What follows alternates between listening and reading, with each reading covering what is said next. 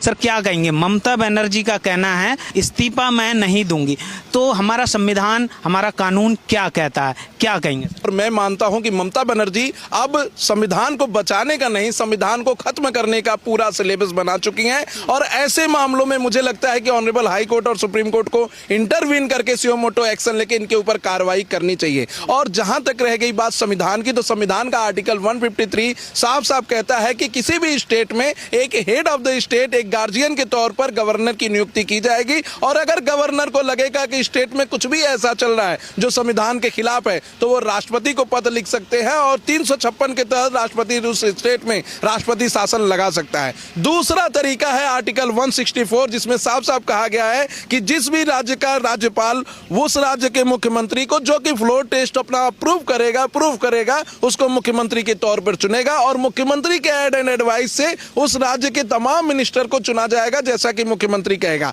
अभी जैसा कि हम जानते हैं कि बंगाल की जनता ने clear mandate Bharatiya Janata party को दिया है और ममता बनर्जी इसको प्रूव करने में असफल होंगी तो कहीं से भी वो आगे चलकर मुख्यमंत्री बनने वाली नहीं है। और तीसरी बात मैं कहूंगा कि ममता बनर्जी को ये हार स्वीकार कर लेनी चाहिए, क्योंकि अब जो भी अराजकता होगी उससे ना सिर्फ बंगाल की जनता का बल्कि देश के संविधान का, देश के नागरिकों का और पश्चिम बंगाल की जनता का बहुत बड़ा हानि होगा। इससे लोग मजाक उड़ाएंगे कि एक लोकतंत्र में जानबूझकर ऐसा किया गया। और कहीं ना कहीं फिर यही विपक्ष के नेता जैसे राहुल गांधी विदेशों में जाके कहते हैं कि भारत में लोकतंत्र खतरे में है। ये उदाहरण देंगे कि ममता बनर्जी देखिए कितना दिन तक प्रोटेस्ट की, स्ट्राइक की और उनको गलत तरीके से हराया गया। गलत तरीके से आप 1, 2, 3 सीट पर हरा सकते हैं, 100 से ज्यादा सीट पर कैसे हरा सकते हैं? गलत तरीके से आप एक विधायक को गलत तरीके से चुन सकते हैं, 100 से ज्यादा विधायकों को कैसे गलत तरीके से चुन सकते हैं? ये ममता बनर्जी को मानना चाहिए। अगर ममता बनर्जी ऐसा नहीं मानेंगी तो मुझे लगता है कि कंटेम्प्ट ऑफ कोर्ट में आगे चलकर कोर्ट उन्हें जेल भी भेज सकता है।